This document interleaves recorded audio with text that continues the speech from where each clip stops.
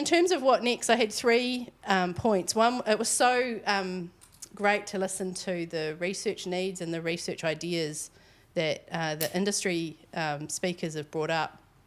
And I was thinking about, the university as well, as a site of potentially escalating networks of reciprocity and care, and how, the falling over of the tree can nurse many other things. But also just, this is what we're funded for. This is why universities are partly government funded. It's because it is our job, as Abby said today, to take some of that risk, to do some of the testing, to do the experiment in a, out of curiosity and a desire to learn, and to share that back with the country who funds us. And so I think, sometimes we lose track of that. We're like, oh, students need a degree, they should pay for it. Or, we should get more research consulting contracts and deliver things for, for external partners. But also, one of the benefits of having, regular funding is that ability to absorb, some of the risk and to be a site of experimentation and learning.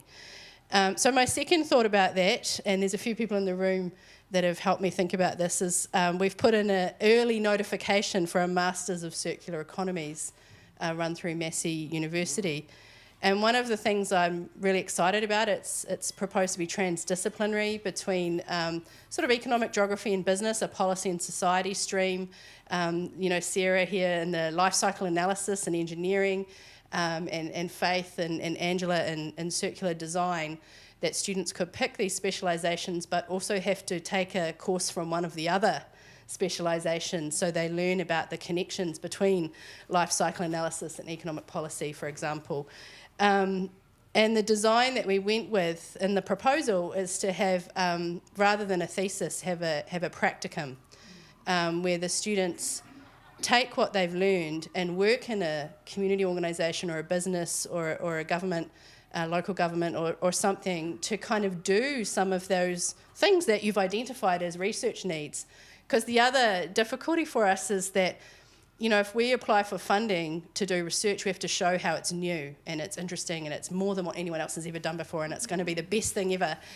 But actually some of the research needs are quite basic. It's collecting data. It's not a new method. It's not a new thing. And, we can't get competitive research funding to just do something basic. It has to be new and exciting. But students can do that.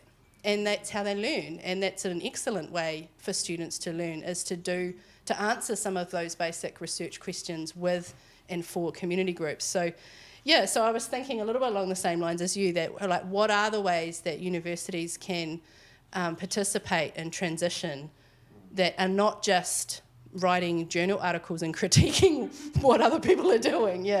That's where I was thinking. And then the last thought was this idea that we've been circling around for a few years, some of us, of a circular economy return on investment as a way of helping. We're not sure what it should be. Should it be for helping businesses make decisions about where to invest their own kind of surplus from with it that they've generated within the business? What would help? What would have the most impact in terms of circularity?